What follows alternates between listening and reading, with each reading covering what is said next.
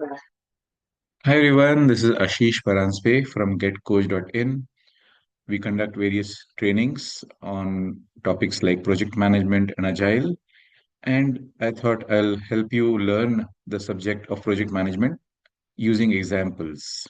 So, this is the episode 4 in the series, and we are going to look at scope changes through the movie clips from Pentagon Wars. So I'll be going through the video and pausing at the right time to talk to you about the relevance of that with our topics of project management. And that way it'll help you learn better.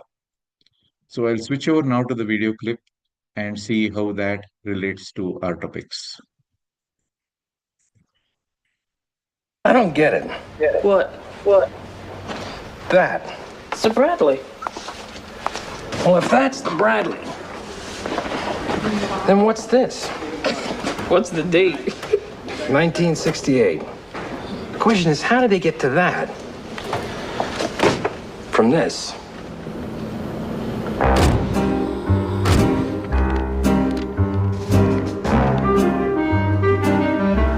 Gentlemen, our mission was to design and implement an infantry transport vehicle that would be a worthy replacement for the M113 armored personnel carrier. We have met that objective and then some. The Bradley armored personnel carrier will bring troops to a combat zone swiftly, efficiently, and safely. It will hold 11 men, plus a driver, and features a 20-millimeter cannon, which will provide ample firepower and at the same time flexibility. Lightly armored, speedy, and solidly engineered, our troops will be arriving at the battlefield in the very finest American technology has to offer. And at $1.5 million per, a real bargain. Nice work, Colonel. Outstanding. Damn impressive. So what we have here is an approval of a intent to create a transport vehicle.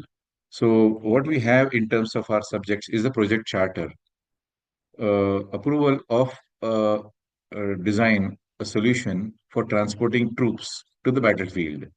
So they talked about the business need, the justification. They talked about some milestones and end date, also the business case, summary budget, and they got the authorization through that approval stamp for doing this project. This was done through the kickoff meeting that they held, where everybody was brought on board on the project, got a common understanding about the charter, and understanding a little bit about expectations, but not too much on that, or rather, it was more about communicating what we want to do. And the rest wasn't really done yet in terms of conflicts, ground rules. We hoped that they had a common sense of purpose. Now, let's see how it evolves further. In other words, it was designed to be a big taxi cab, drive guys to the battlefield and go back home. But how did it end up with a turret on top?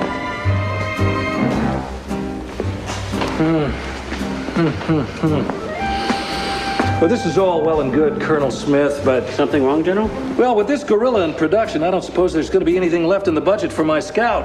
Doubt it, Bob. You don't need scouts. You have radar, air recon, satellites. You always need a scout. And you know what I'm thinking? Why couldn't this thing serve as a scout? But it's a troop carrier, General. But this is a speedy vehicle. Why can't it be both?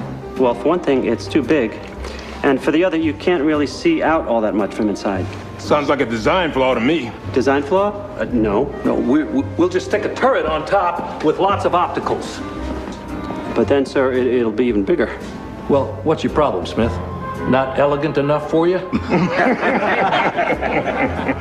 Well, the thing is, General, it's kind of hard to do a sneak and peek when you're over 10 feet tall. He's got a point, Bob. Well, all I know is we need a scout. This is fast enough to do the job, and it's funded. Well, actually, we're a hair over budget. You turned the Bradley into a scout. We're going to be selling them off to some El Presidente de Chimichanga in no time. Anything for surveillance ends up south of the border before the paint even dries. When you needed that anti-aircraft gun, who backed you up on that? You did, Bob. And who testified to appropriations on behalf of that gun? You did, Bob. I'm talking to appropriations next week. Now, do I sell you on my scout or do I not? You did, Bob. And how about some portholes along the side for individual firearms so the fellas can stick out their guns and shoot people? Good. And you know what, Colonel? We already have the turret. We ought to get the biggest bang we can up there. I'm sorry, bang, sir? You can't hurt anybody with that pansy-ass gun. Add on some firepower. So there we have a lot of changes coming in through after the initial approval. So each one wants their additions to the original existing design. And that, of course, deviates from their plan of it being a troop carrier that reaches the destination fast. In fact, in one of the cases of one of the stakeholders, he also used a bargaining through method by saying that I approved something for you initially, I backed you up, and I'm going to be the one who is going to protect you in the future. So therefore, listen to what I'm saying. So using the position power. So almost like a blackmail. So that is deviating the project because of these stakeholder inputs. Back to our topic of learning, we have stakeholder management now coming in, which was not really being done due to the power being influenced on the project team, the project manager. So they did engage the stakeholders at the beginning and later on as well in various stages, and we'll see that throughout the video clip. However, they were not able to, the project manager was not able to manage the stakeholder expectation. So negotiation, communication, though he brought in his points, wasn't very forceful because of his position, and this can cause damage later. Let's see something more on the video. Now let's see how the design team reacts to these inputs brought in by their customers. Where am I supposed to fit the extra ammo? I don't know. Can't you just shift things around? Make some room. You already got 4,400 rounds of machine gun ammo. Now you want to add 25 millimeter shells. General wants his ammo. You can't have his ammo, not unless he runs alongside this thing carrying it. Well, can't you just squeeze it in? No. Oh, come on, just squeeze it in. We're not trying on Levi's here, Colonel. Are you telling me that in a vehicle this size you can't find room for a few rounds of ammunition? Not in its current configuration, no, sir. So the configuration's wrong. There must be something you can dump. Dump, sir? Something you don't need. General, the interior is very spare. Besides the ammunition and the men... Maybe you can leave one of the fellows behind. With the ammo where the men go. Sir, it is a troop carrier. So, make a couple extra trips. What's the difference?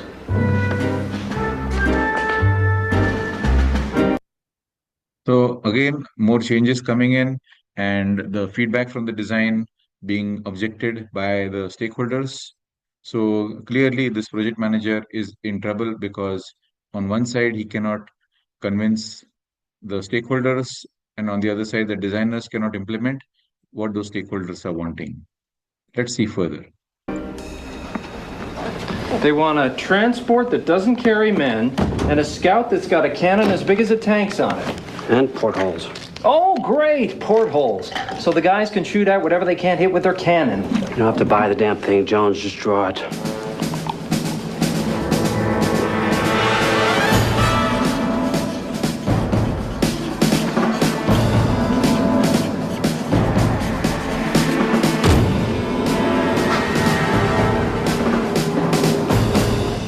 That's one hell of a cannon.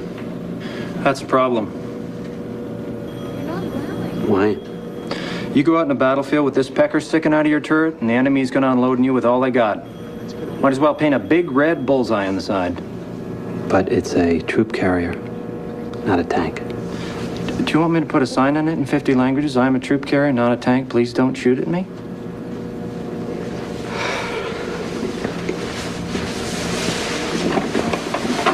This was gonna be so beautiful.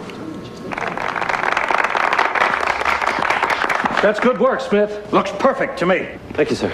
Thing is, Yes, General? looks a little like a tank with that cannon on top. Probably gonna draw more fire. Actually, sir, that has come to our attention. We know it's not a tank, but will the other side?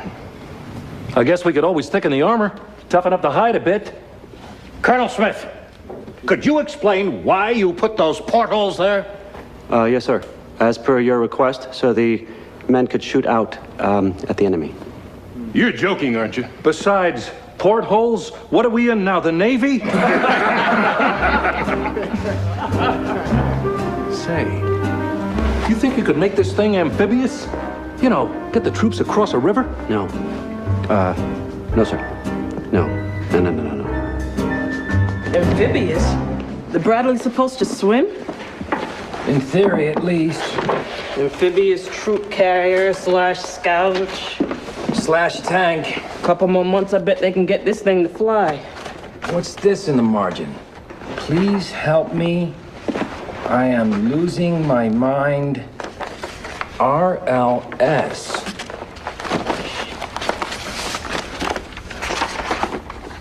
Lieutenant Colonel Robert Laurel Smith, head of oversight and development.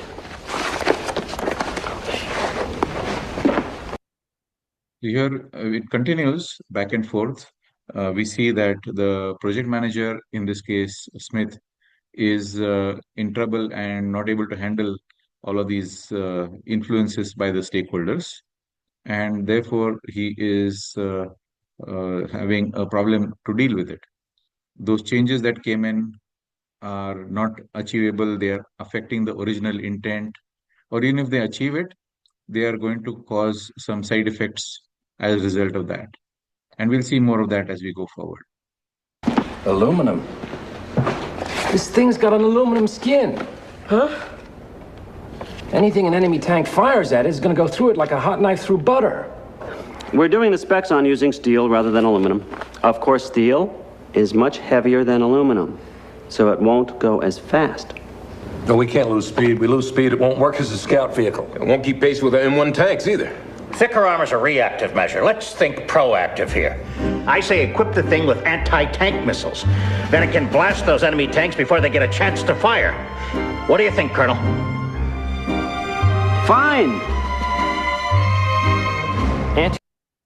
So here again, the changes are coming in, and at this stage now, the project manager Smith is saying, let it be, let it happen the way they want it. He doesn't care at this moment now how it gets shaped, because it's already affected the original purpose. So do what you want is what he's kind of giving an indication through his response. But the designer, of course, will not be able to really implement a good solution for that. So let's see. Tank missiles? I don't know. Where do I put them? The men will have to wear the missiles as hats. I don't know, Jones. That's why you get paid the big bucks.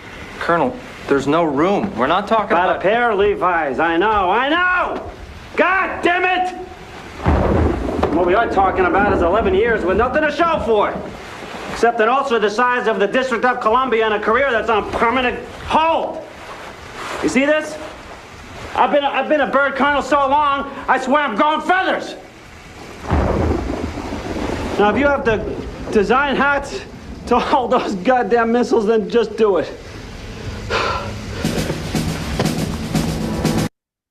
So here he is telling about his own impact, and he's listening to all of this because if he does this project, probably he'll get a promotion.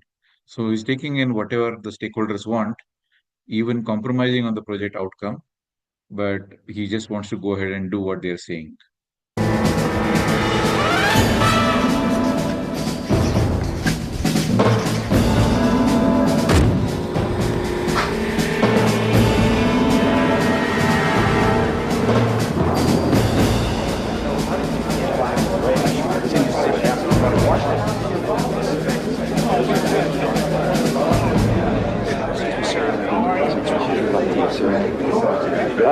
Ladies and gentlemen, if I can have your attention, please.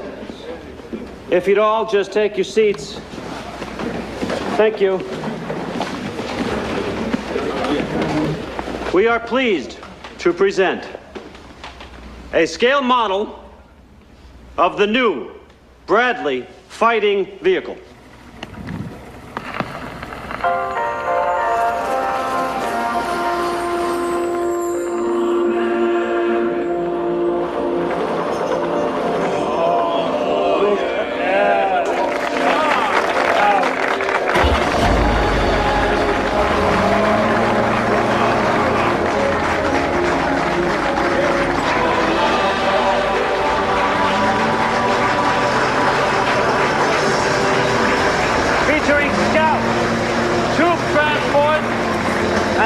tank capabilities,